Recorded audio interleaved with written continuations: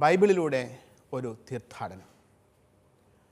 വിശുദ്ധ ഗ്രന്ഥത്തിലെ പുസ്തകങ്ങളെ ആഴത്തിൽ മനസ്സിലാക്കാനും പഠിക്കാനും നാം എവരെയും സഹായിക്കുന്ന ഈ തിരുവചന പഠന പരമ്പരയിലേക്ക് ഗുഡ്നസ് ടിവിയുടെ മാന്യപ്രേക്ഷകരായ നിങ്ങൾക്ക് ഏവർക്കും ഹൃദയപൂർവ്വം സ്വാഗതം.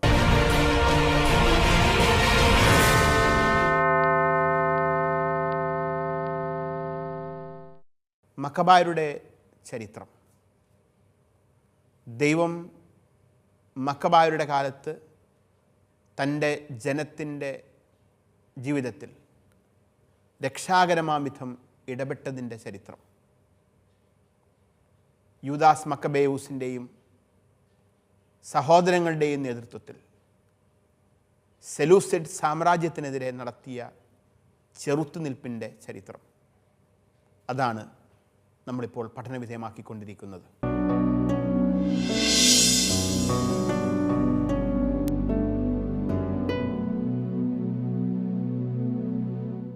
കഴിഞ്ഞ ക്ലാസ്സിൻ്റെ അവസാന ഭാഗത്ത്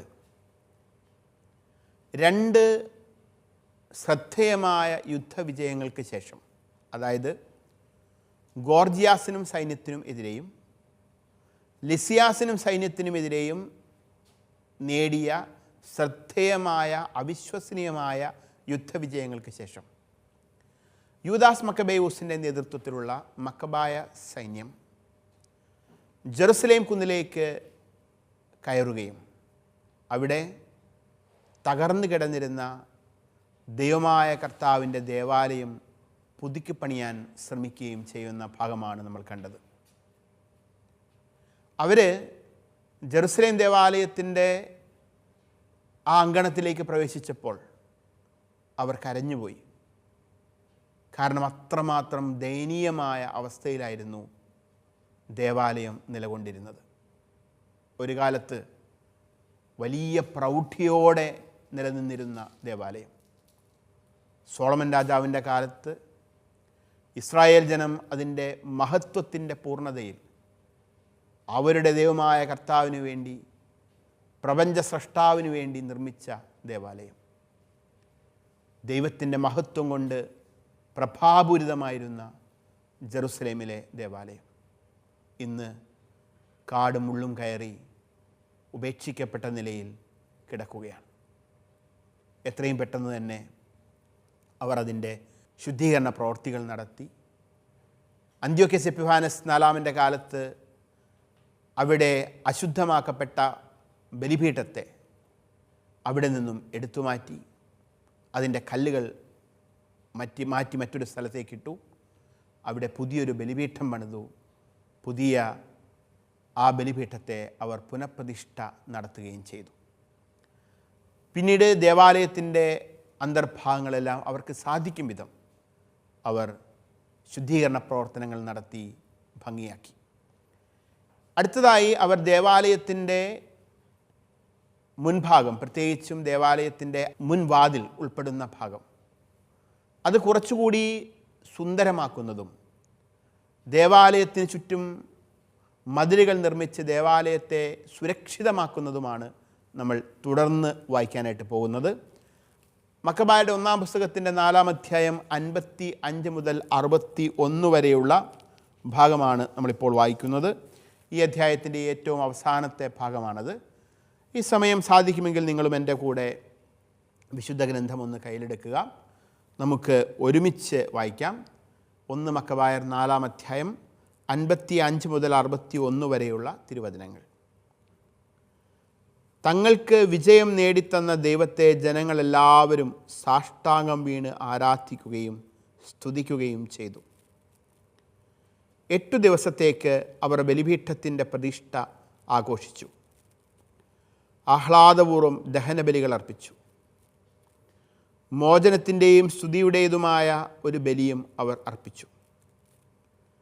ദേവാലയത്തിൻ്റെ മുൻവശം സ്വർണ്ണമകുടങ്ങളും പരിചകളും കൊണ്ട് അലങ്കരിച്ചു.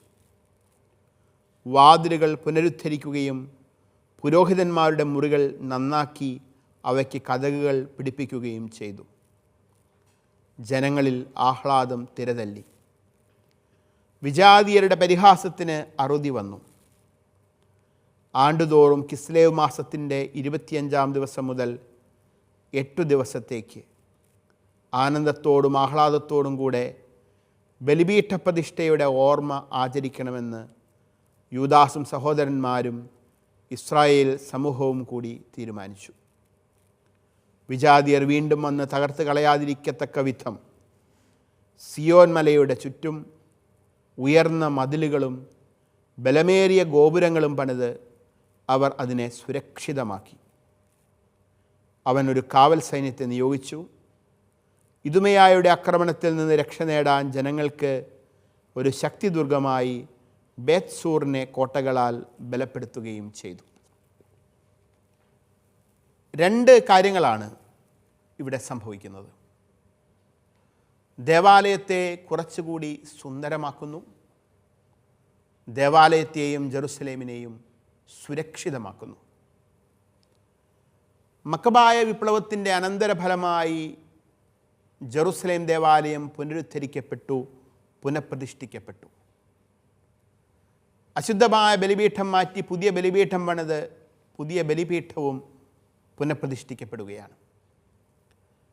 ദേവാലയത്തിന് ചുറ്റും ഉയർന്ന മതിലുകളും ബലമേറിയ ഗോപുരങ്ങളും പണിത് ദേവാലയത്തെ സുരക്ഷിതമാക്കുന്നു. വിജാതിയർ വീണ്ടും വന്ന് തകർത്ത് കളയാതിരിക്കത്തക്ക വിധം സിയോൻ മലയുടെ ചുറ്റും ഉയർന്ന മതിലുകളും ബലമേറിയ ഗോപുരങ്ങളും പണിത് അവർ അതിനെ സുരക്ഷിതമാക്കി. അപ്പോൾ ദേവാലയത്തെ മക്കബായർ സുരക്ഷിതമാക്കുകയാണ്. മറ്റൊന്ന്, ദേവാലയത്തെ സുന്ദരമാക്കുകയാണ്, കുറച്ചുകൂടി സുന്ദരമാക്കുകയാണ്. ദേവാലയത്തിൻ്റെ മുൻവശം സ്വർണ്ണ മകുടങ്ങളും പരിചകളും കൊണ്ട് അലങ്കരിച്ചു എന്ന് നമ്മൾ വായിക്കുന്നു. സ്വർണ്ണ മകുടങ്ങൾ, സ്വർണ്ണ കിരീടങ്ങൾ ആഘോഷത്തിൻ്റെയും രാജകീയതയുടെയും ചിഹ്നങ്ങളാണ്. അതേസമയം പരിചകൾ നമുക്കറിയാം സംരക്ഷണത്തിൻ്റെയും പരിപാവനതയുടെയും പ്രതീകങ്ങളുമാണ്. അങ്ങനെ ഈ സ്വർണ്ണ മകുടങ്ങളും സ്വർണ്ണ കിരീടങ്ങളും പരിചകളും കൊണ്ട് ദേവാലയത്തിൻ്റെ പ്രവേശന കവാടം അലങ്കരിച്ച് അത് ദൈവത്തിൻ്റെ സാന്നിധ്യത്തിലേക്കുള്ള പ്രവേശന കവാടമാണ് എന്ന ബോധ്യം അതിലൂടെ പ്രവേശിക്കുന്ന ഓരോ വ്യക്തിക്കും വരും വിധം അവർ ദേവാലയത്തിൻ്റെ മുൻവശം ആകർഷകമാക്കി, അലങ്കരിച്ച് സുന്ദരമാക്കി.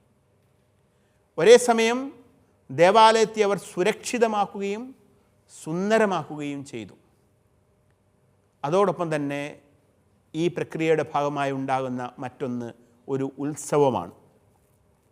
അതിനെക്കുറിച്ച് ഇപ്രകാരം പറയുന്നു. 4-ാം അധ്യായത്തിൻ്റെ 59-ാം തിരുവചനത്തിൽ, ആണ്ടുതോറും കിസ്ലേവ് മാസത്തിൻ്റെ 25-ാം ദിവസം മുതൽ 8 ദിവസത്തേക്ക് ആനന്ദത്തോടും ആഹ്ലാദത്തോടും കൂടെ ബലിപീഠ പ്രതിഷ്ഠയുടെ ഓർമ്മ ആചരിക്കണമെന്ന് യൂദാസും സഹോദരന്മാരും ഇസ്രായേൽ സമൂഹവും കൂടി തീരുമാനിച്ചു എന്ന്. നമുക്കറിയാം, ഇന്ന് 2025 നിന്നുകൊണ്ട് നമ്മൾ ഈ വിശുദ്ധ ഗ്രന്ഥം വായിക്കുന്ന സമയവും ഇസ്രായേൽ ജനത്തിന് ഒരു ദേവാലയമില്ല. ജെറുസലേമിൽ അവർക്കൊരു ദേവാലയം ഇപ്പോഴുമില്ല. എങ്കിലും ഇന്നും യഹൂദർ ഈ തിരുനാൾ, ഇവിടെ ഈ പറയുന്ന ഈ തിരുനാൾ ആഘോഷിക്കുന്നുണ്ട്. അതിൻ്റെ പേര് ഹനൂക്ക തിരുനാൾ എന്നാണ്. ഹനൂക്ക തിരുനാൾ അഥവാ പ്രതിഷ്ഠാ തിരുനാൾ ഇന്നും യഹൂദർ അവരായിരിക്കുന്നിടങ്ങളിലെല്ലാം തിരികൾ തെളിച്ച് സന്തോഷപൂർവ്വം ആഘോഷിക്കുന്നുണ്ട്. 8 ദിവസം നീണ്ടു നിൽക്കുന്ന ഒരു തിരുനാളാണിത്. ഈ 8 ദിവസം എന്ന സമയദൈർഘ്യം സുക്കോത്ത് തിരുനാളിനെ അഥവാ കൂടാരത്തിരുനാളിനെ കൂടി നമ്മളെ ഓർമ്മിപ്പിക്കുന്നുണ്ട്. അപ്പോൾ സുക്കോത്ത് തിരുനാൾ അഥവാ കൂടാരത്തിരുനാൾ പോലെ ഉള്ള യഹൂദരുടെ ഉത്സവങ്ങളുമായി സാമ്യം പുലർത്തുന്ന ഒന്നാണ് ഹനൂക്ക തിരുനാൾ എന്ന 8 ദിവസങ്ങൾ നീണ്ടു നിൽക്കുന്ന ആഘോഷത്തിൻ്റെ ദിനങ്ങൾ. അങ്ങനെ ജെറുസലേം ദേവാലയത്തിൻ്റെ ശുദ്ധീകരണവും പുനഃപ്രതിഷ്ഠയും പൂർത്തിയായി. തുടർന്ന് ആഘോഷങ്ങളും തിരുനാളുകളുമാണ്. ഉത്സവാഘോഷത്തോടെ ജനം മക്കബായരുടെ നേതൃത്വത്തിൽ ദേവാലയത്തിൽ ആരാധന പുനഃസ്ഥാപിച്ചു. ദേവാലയം വീണ്ടും ദൈവമായ കർത്താവിനുള്ള ആരാധനകളാലും സ്തുതികളാലുമൊക്കെ മുഖരിതമായി. ഈ അധ്യായത്തിൽ നിന്ന് നമുക്ക് ഉൾക്കൊള്ളേണ്ട ചില പാഠങ്ങൾ ഉപസംഹാരമായി നമുക്കൊന്ന് ഓർത്തെടുക്കാം. ഒന്ന്, മനുഷ്യൻ്റെ പദ്ധതികളും തീരുമാനങ്ങളും പരാജയപ്പെടും, എന്നാൽ ദൈവത്തിൻ്റെ ഹിതവും പദ്ധതികളും വിജയിക്കും എന്ന് ഈ അധ്യായം സാക്ഷ്യപ്പെടുത്തുകയാണ്. അതിനുള്ള ഉദാഹരണമാണ് മക്കബായരുടെ നേതൃത്വത്തിൽ യഹൂദർ നടത്തിയ യുദ്ധവിജയങ്ങൾ. ശത്രു എത്ര ശക്തനെങ്കിലും ദൈവം കൂടെയുണ്ടെങ്കിൽ അന്തിമ വിജയം ഉറപ്പാണ് എന്ന് ഈ ഗ്രന്ഥം സാക്ഷ്യപ്പെടുത്തുകയാണ്. യഹൂദർ നേടിയ യുദ്ധവിജയങ്ങൾ ഓർക്കുക. ഞാൻ നേരത്തെ സൂചിപ്പിച്ചതുപോലെ മനുഷ്യൻ്റെ ബുദ്ധിക്കും യുക്തിക്കും അനുസരിച്ച് ചിന്തിച്ചാൽ അസാധ്യമായ യുദ്ധവിജയങ്ങളാണ് മക്കബായർ നേടിയത്. മനുഷ്യൻ്റെ പദ്ധതികളും തീരുമാനങ്ങളും പരാജയപ്പെടും, എന്നാൽ ദൈവത്തിൻ്റെ ഹിതവും പദ്ധതികളും വിജയിക്കും എന്നതിന് ഈ മക്കബായരുടെ വിജയങ്ങൾ സാക്ഷ്യമാണ്. രണ്ടാമത്തെ ഒരു പാഠം ഇവിടെ കിട്ടുന്നത് മക്കബായ വിപ്ലവത്തെയും ചെറുത്തുനിൽപ്പിനെയും ഒക്കെ ഒന്നാകെ ഒരു ദൈവാരാധനയായിട്ടാണ് ഈ ഗ്രന്ഥകാരൻ അവതരിപ്പിക്കുന്നത് എന്നുള്ളതാണ്. അതായത് ഈ യുദ്ധത്തിൻ്റെ മുഴുവൻ സമയവും യൂദാസ് മക്കബേയൂസും കൂട്ടരും പ്രാർത്ഥിച്ച് ഒരുങ്ങുന്നത് നമ്മൾ കാണുന്നുണ്ട്. യുദ്ധത്തിന് നേതൃത്വം നൽകുന്ന യൂദാസ് നിരന്തരം പ്രാർത്ഥിക്കുന്നു.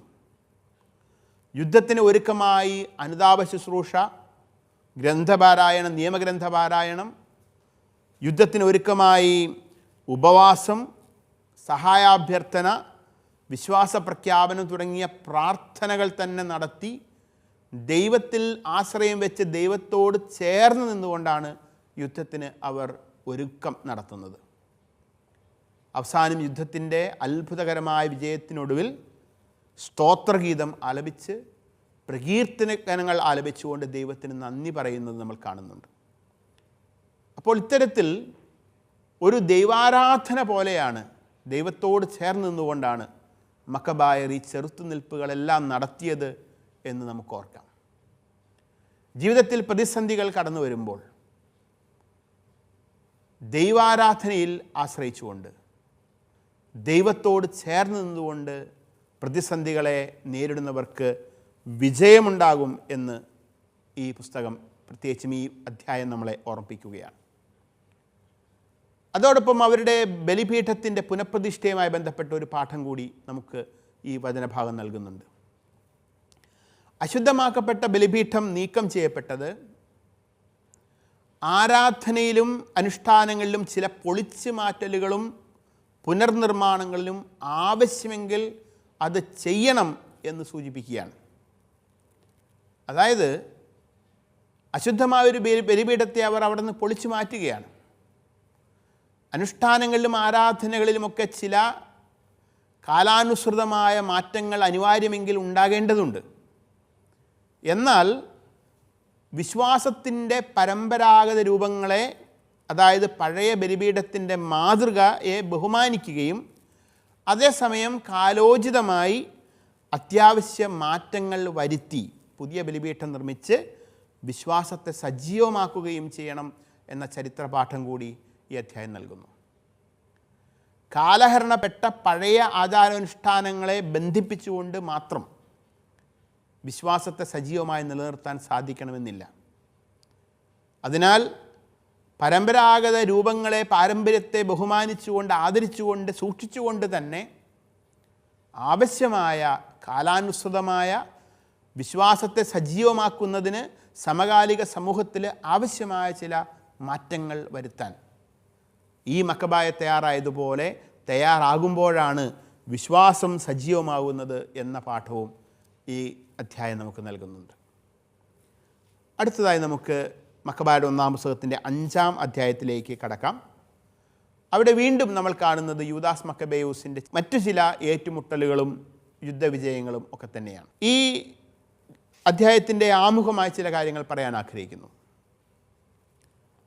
ഗോർജിയാസിനെയും ലിസിയാസിനെയും യൂദാസ് മക്കബേയൂസും മക്കബായ സൈന്യവും പരാജയപ്പെടുത്തിയ വാർത്ത സമീപ പ്രദേശങ്ങളിലെല്ലാം കാട്ടുതീ പോലെ പടരുകയാണ്.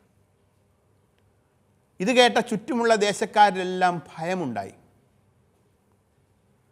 അതിനാൽ അവർ ഈ സമീപ രാജ്യങ്ങളും ദേശങ്ങളും തങ്ങളുടെ ഇടയിൽ വസിക്കുന്ന യഹൂദരുടെ മേൽ പീഡനങ്ങൾ അഴിച്ചുവിടുകയാണ്.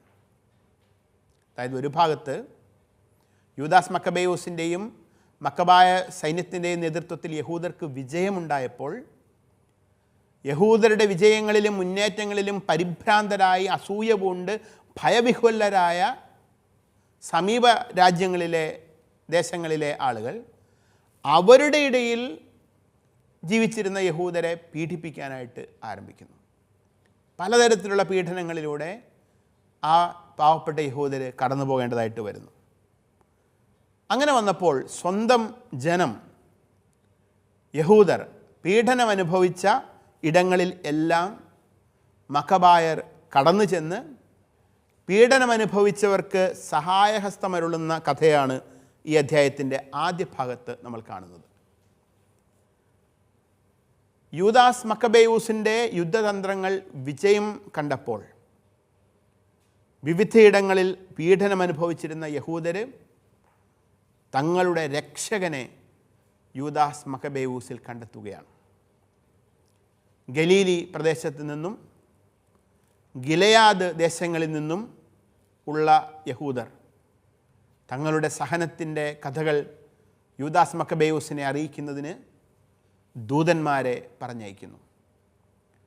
ദൂതന്മാർ കടന്നു വന്ന് തങ്ങളുടെ കഷ്ടതകൾ മക്കബായരെ അറിയിക്കുകയാണ്.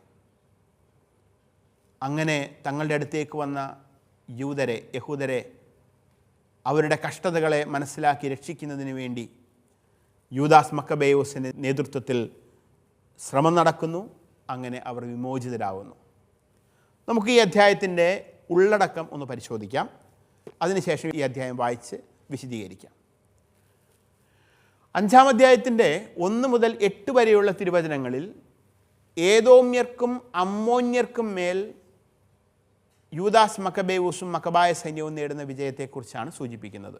ഏദോമ്യരും അമ്മോന്യരും ഇവരുടെ തൊട്ടടുത്ത രാജ്യങ്ങളായിരുന്നു. 5-ാം അധ്യായത്തിൻ്റെ 9 മുതൽ 13 വരെയുള്ള ഭാഗത്ത് ഗിലെയാദ് എന്ന പ്രദേശത്ത് ജീവിച്ചിരുന്ന യഹൂദർ അവിടെയുള്ള ആളുകളിൽ നിന്ന് പീഡനം അനുഭവിച്ചപ്പോൾ അവർ ഒരു അഭ്യർത്ഥനയുമായി ജെറുസലേമിലേക്ക് യൂദയ മക്കബായരുടെ സമൂഹത്തേക്ക് ആളുകളെ അയക്കുന്നതാണ് നമ്മൾ കാണുന്നത്. 5-ാം അധ്യായത്തിൻ്റെ 14-15 തിരുവചനങ്ങളിൽ ഗലീലി പ്രദേശത്തുണ്ടായിരുന്ന യഹൂദർ ഇപ്രകാരം തന്നെ അവരും കഷ്ടതകൾ അനുഭവിച്ചപ്പോൾ സഹായം അഭ്യർത്ഥിച്ചുകൊണ്ട് യൂദാസ് മക്കബേയൂസിനെയും മക്കബായരെയും സമീപിക്കുന്നത് കാണുന്നു. 5-ാം അധ്യായത്തിൻ്റെ 16 മുതൽ 23 വരെയുള്ള തിരുവചനങ്ങളിൽ ഗലീലിയിലെ യഹൂദർക്ക്, പീഡിതരായ യഹൂദർക്ക് ലഭിക്കുന്ന വിമോചനത്തിൻ്റെ കഥയാണ്, മക്കബായരുടെ ഇടപെടലിലൂടെ ലഭിക്കുന്ന വിമോചനത്തിൻ്റെ കഥയാണ് നമ്മൾ വായിക്കുന്നത്.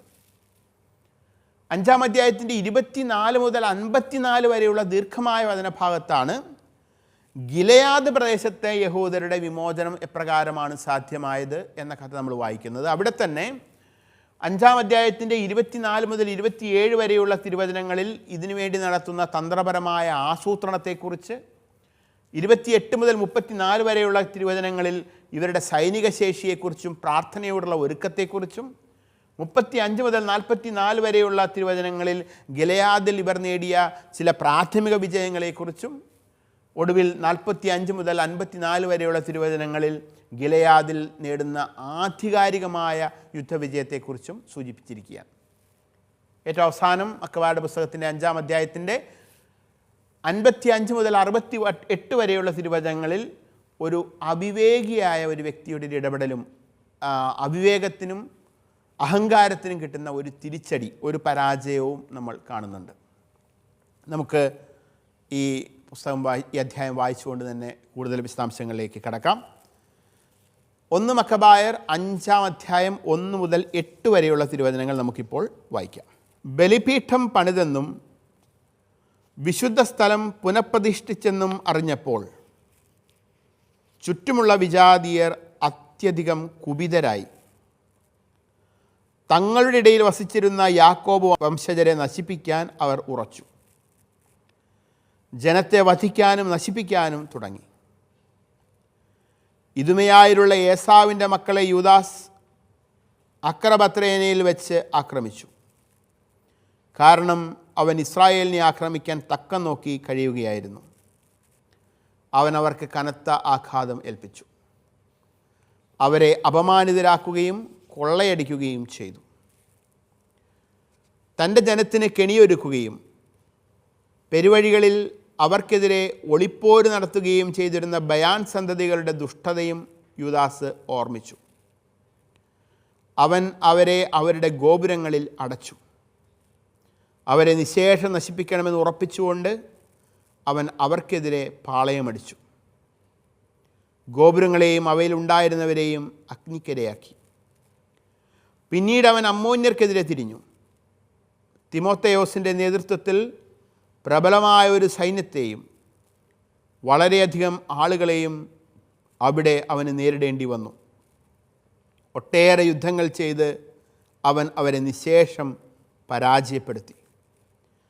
യാസേറും ചുറ്റുമുള്ള ഗ്രാമങ്ങളും പിടിച്ചടക്കിയതിന് ശേഷം അവൻ യൂദായിലേക്ക് മടങ്ങി. ഇവിടെ പ്രധാനമായും രണ്ട് കാര്യങ്ങളാണ് നമ്മൾ കാണുന്നത്. ഒന്നാമതായി, മക്കബയരുടെ നേതൃത്വത്തിൽ യഹൂദർ തങ്ങളുടെ ദൈവമായ കർത്താവിൻ്റെ ദേവാലയം പുനർനിർമ്മിച്ചു, പുനഃപ്രതിഷ്ഠിക്കപ്പെട്ടു. ദേവാലയം സുന്ദരവും സുരക്ഷിതവുമായി. ദേവാലയത്തിൽ ബലികളും കാഴ്ചകളുമൊക്കെ അർപ്പിക്കാൻ ഉള്ള സാഹചര്യം ഉണ്ടായി എന്നറിയുന്ന ചുറ്റുമുള്ള രാജ്യക്കാർ ഒരേ സമയം അസൂയാലുക്കളും കോപാകുലരുമാവുകയാണ്. ഈ ചുറ്റുമുള്ള രാജ്യക്കാർ ആരാണെന്ന് നമുക്ക് നോക്കാം. അവർ പ്രധാനമായിട്ടും ഇസ്രായേലിൻ്റെ ഫസ്റ്റ് കസിൻസും സെക്കൻഡ് കസിൻസും ഒക്കെ തന്നെയാണ്. അതിലൊരു വിഭാഗം ഏദോമ്യരാണ്. ഇദുമേയാക്കാർ എന്നറിയപ്പെടുന്നത് ഏദോമ്യരാണ്. ആരായിരുന്നു ഏദോമ്യർ? യാക്കോബിൻ്റെ സഹോദരൻ ഏസാവിൻ്റെ സന്തതി പരമ്പരകളായിരുന്നു. ഫസ്റ്റ് കസിൻസാണ്. പക്ഷേ യൂദായെ എപ്പോഴെല്ലാം ആക്രമിക്കാമോ എന്ന് തക്കം പാർത്തിരുന്ന് യൂദായുടെ നാശം മാത്രം ആഗ്രഹിച്ചിരുന്ന ഒരു വിഭാഗമായിരുന്നു ഏദോമ്യർ. മറ്റൊരു കൂട്ടർ അമ്മോന്യരായിരുന്നു. അമ്മോന്യർ എന്നത് അബ്രഹാമിൻ്റെ അനന്തരവൻ ലോത്തിന് പുത്രിമാരിൽ നിന്നുമുണ്ടായ ബെൻ അമ്മി എന്ന ഒരു പുത്രൻ്റെ സന്തതി പരമ്പരകളാണ്. അവരും ഇസ്രായേലിൻ്റെ ശത്രുക്കളായിരുന്നു. ഇസ്രായേലിൻ്റെ ബന്ധുക്കൾ തന്നെ ഇസ്രായേലിൻ്റെ ശത്രുക്കളായി നിലകൊള്ളുന്ന ഒരു കാലം. അവർ തങ്ങളുടെ ഇടയിലുണ്ടായിരുന്ന യഹൂദരെ വരെ പീഡിപ്പിക്കുന്ന സമയം.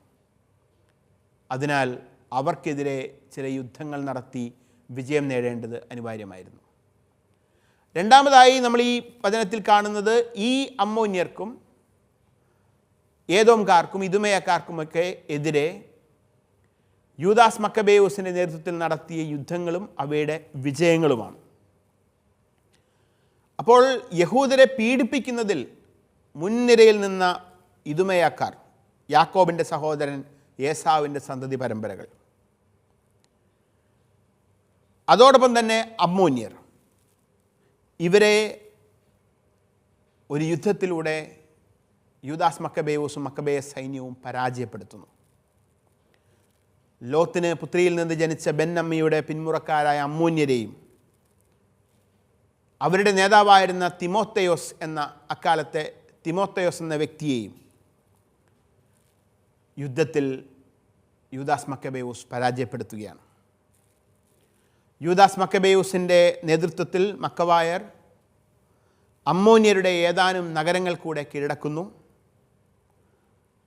യൂദായുടെ അയൽരാജ്യങ്ങളായിരുന്ന ഏദോം, മൊവാബ്, അമ്മോൻ എന്നിവയിൽ നിന്നും ഉയർന്ന ശത്രുത അങ്ങനെ ഒരു പരിധിവരെ അമർച്ച ചെയ്യപ്പെടുകയാണ്. ഇത് മക്കബായരുടെ ചരിത്രത്തിലെ ഒരു വിജയം തന്നെയാണ്.